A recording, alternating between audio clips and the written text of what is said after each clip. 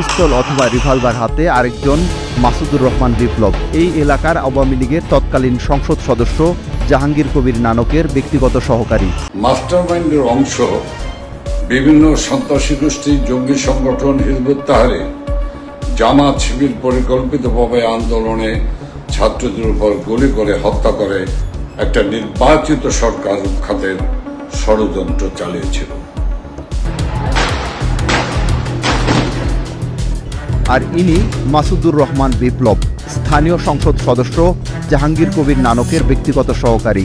বিক্ষোভকারীদের ওপর মুহুর্মুহু গুলি করেন বিপ্লব। একজন সেখানেই লুটিয়ে পড়েন।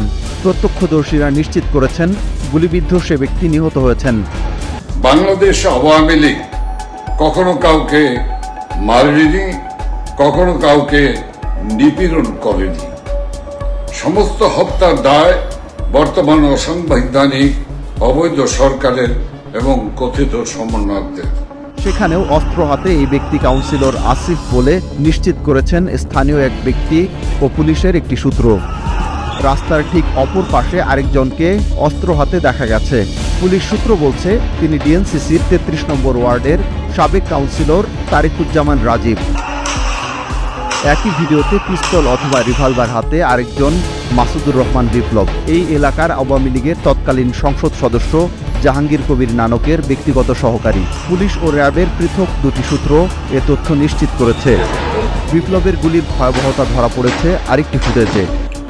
মাস্টারমাইন্ডের অংশ বিভিন্ন সন্ত্রাসী গোষ্ঠী, জঙ্গি সংগঠন হিজবুত তাহরির, জামাত শিবির পরিকল্পিতভাবে আন্দোলনে ছাত্রদের উপর গুলি করে হত্যা করে একটা নির্বাচিত সরকার উৎখাতের ষড়যন্ত্র চালিয়েছিল।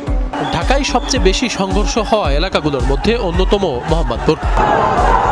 শটগান দিয়ে গুলি ছড়া এই যুবক মোহাম্মদপুরের সাবেক কাউন্সিলর আসিফ আহমেদ। রিভলভার হাতে এই যুবক আরেক সাবেক কাউন্সিলর তারিকুজ্জামান রাজীব। তাদের সাথে রিভলভার হাতে যে ব্যক্তি সে জাহাঙ্গীর কবির নানকের ব্যক্তিগত সহকারী মাসুদুর রহমান বিপ্লব। তাদের এলোপাতাড়ি গুলিতে বেশ কয়েকজন নিহত হয় বলে নিশ্চিত করেছেন প্রত্যক্ষদর্শীরা।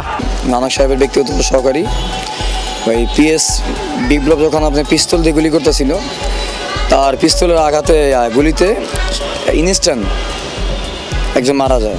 হিন্দু ধর্মাবলম্বীদের উপর নির্যাতন, নিপীড়ন, তাদের বাড়িঘরে লুটপাট, অগ্নিসংযোগ, মন্দির ভাঙচুর, অগ্নিসংযোগ, মন্দিরে পুরোহিতকে কুপিয়ে হত্যা, পূজার মণ্ডপে হামলা।